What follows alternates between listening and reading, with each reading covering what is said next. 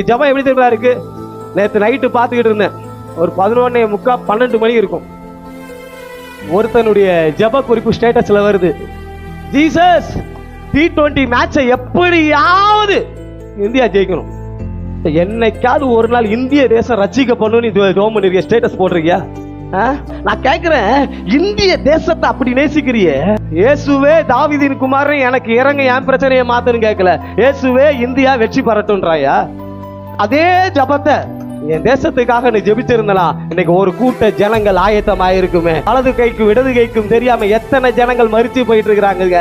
உன் காலேஜ்ல உன் கூட இருக்கிற பிள்ளை, உன் வேலையில உன் கூட ஒர்க் பண்ணிக்கிட்டு இருக்கிறவங்க இயேசுன்னு தெரியாம போயிட்டாங்களா? உன்னை கேட்பாரு கொஸ்டின். உனக்கு பெஸ்ட் ஃப்ரெண்டு தான், உனக்கு எவ்வளவு பெரிய பெஸ்ட் ஃப்ரெண்டா இருந்தாலும் அவனுக்கு நீ இயேசுவை பற்றி சொல்லலைன்னா உனக்கு கொஸ்டின் உண்டு.